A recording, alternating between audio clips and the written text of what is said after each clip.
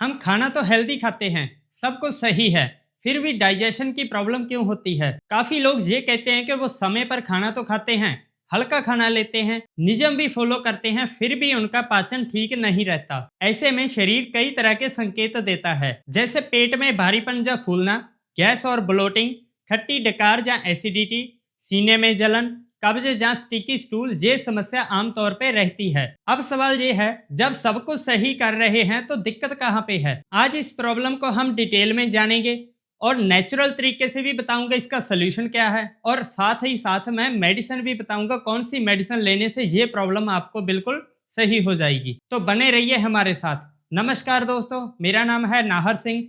आपका स्वागत है हमारे चैनल पर। दोस्तों, आयुर्वेद में इसका जवाब बहुत गहराई से देता है। सिर्फ खाना ही नहीं बल्कि अग्नि और लाइफस्टाइल कई फैक्टर इसमें रोल प्ले करते हैं। अब समझते हैं कि आयुर्वेद के अनुसार इसका असली कारण क्यों होता है। जरूरत से ज्यादा पानी पीना। आजकल लोग डिटॉक्स के नाम पर जरूरत से ज्यादा पानी पीते हैं, भले ही प्यास ना हो।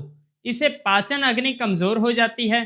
खाना चाहे कितना भी अच्छा हो, पच नहीं पाता। सीधी बात यह है, जितना प्यास उतना ही पानी पीजिए, इससे ज्यादा नहीं। दूसरा है गलत टाइम और गलत मात्रा में खाना। दो बड़ी गलतियां यहाँ होती है, एक तो भूख से ज्यादा खाना और दूसरा भूख ना होने पर भी खाना। जैसे ऑफिस का टाइम है लेकिन भूख नहीं है, फिर भी खाना खा लिया, तो बहुत भूख लगी थी लेकिन देर कर दी। इससे अग्नि कंफ्यूज हो जाती है और पाचन बिगड़ जाता है। तीसरा है नेचुरल अर्जस को रोकना। आयुर्वेद में साफ कहा गया है, कुछ अर्जस कभी नहीं रोकनी चाहिए, जैसे मलमूत्र, गैस, छींक, उल्टी, डकार, भूख और प्यास। इनको बार बार रोकने से टॉक्सिन बढ़ते हैं, अग्नि कमजोर होती है और पाचन गड़बड़ हो जाता है। चौथा है नींद का खराब पैटर्न।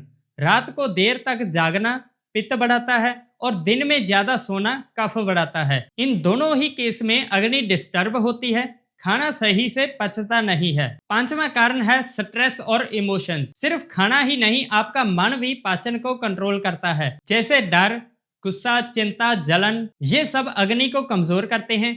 गैस और एसिडिटी और अपच जैसी प्रॉब्लम बढ़ती है। आयुर्वेद के अनुसार ये सब कारण बताए गए हैं। भले ही आप हल्का खाना खा रहे हो, समय पर खाना खा रहे हो, फिर भी पाचन ठीक नहीं होगा।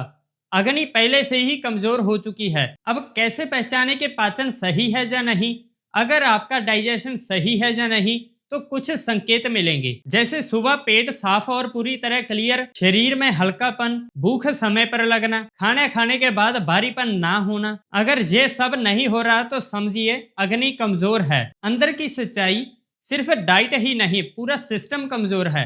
आजकल लोग सिर्फ क्या खाएं पर ध्यान देते हैं, लेकिन आयुर्वेद कहता है कैसे खा रहे हैं, कब खा रहे हैं, कितनी मात्रा में खा रहे हैं और किस मानसिक स्थिति में खा रहे हैं। ये सब मिलकर तय करता है कि पाचन कैसा होगा। अब बात करते हैं कि इस प्रॉब्लम का सलूशन कैसे करें। क्या कोई घरेलू उपाय है या कोई मेडिसिन है जो इस प्रॉब्लम को ठीक कर सकती है? सबसे पहले मैं आपको कुछ घरेलू उपाय बताता हूँ।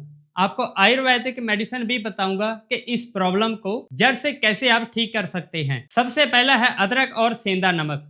खाना खाने से ठीक 15 मिनट पहले अदरक का एक छोटा टुकड़ा लें, उस पर थोड़ा सा सेंधा नमक लगाएं, उसे चूस कर चबाएं। ये सोई हुई पाचन अग्नि को तुरंत जगा देता है। दूसरा है गुनगुना पानी। अगर डाइजेशन स्लो है, ठंडा पानी पूरी तरह बंद कर दें। दिन भर थोड़ा थोड़ा गुनगुना पानी पिएं। ये कफ को काटता है और मंद अग्नि तेज करता है। तीसरा है खाने के बाद वज्रासन। खाना खाने के बाद कम से कम 5 से 10 मिनट वज्रासन में बैठें। ये इकलौता ऐसा आसन है जो खाने के तुरंत बाद किया जा सकता है। ये पेट में ब्लड सर्कुलेशन को बढ़ाकर पाचन को तेज करता है। अब बात करते हैं कौन सी दवा ले सकते हैं। अगर लाइफस्टाइल बदलने के बाद भी आराम नहीं आ रहा, तो आप कुछ क्लासिकल आयुर्वेदिक दवाओं की मदद से भी इस प्रॉब्लम का सलूशन कर सकते हो। सबसे पहले है चित्रकादी वट्टी। अगर आपको भूख बिल्कुल नहीं लगती, पेट में भारीपन रहता है, खाना पचता नहीं, तो ये टैबलेट सबसे बेस्ट है, क्योंकि ये सीधा अग्नि को बढ़ाती है। आप इसकी 2-2 गोली सुबह और शाम को खाना खाने के बाद गुनगुने पानी के साथ ले सकते हैं। दूसरा है लवण भास्कर चूर्ण। अगर खाने के बाद गैस बनती है, पेट फूलता है, खट्टी डकारें आती है, तो ये चूर्ण बहुत फायदेमंद है। आप इसका आधा चम्मच खाना खाने के बाद छाछ या गुनगुने पानी के साथ ले सकते हैं। तीसरा है अभिपित्तकर चूर्ण। अगर आपको सीने में जलन, एसिडिटी या कब्ज की समस्या ज्यादा रहती है, मतलब ज्यादा पित्त बढ़ा हुआ है तो ये चूर्ण आपके लिए रामबाण है। आप रात को सोने से पहले 1 चम्मच गुनगुने पानी के साथ जरूर लें। चौथा है शंखवटी।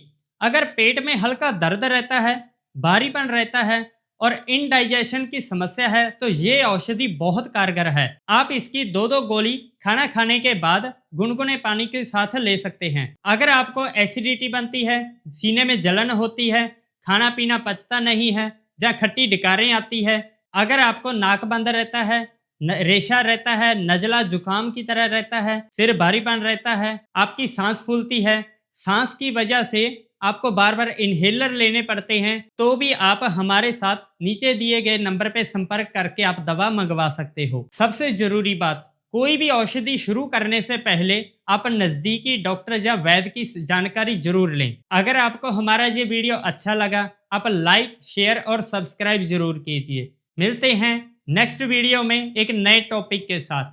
आज तक के लिए नमस्कार।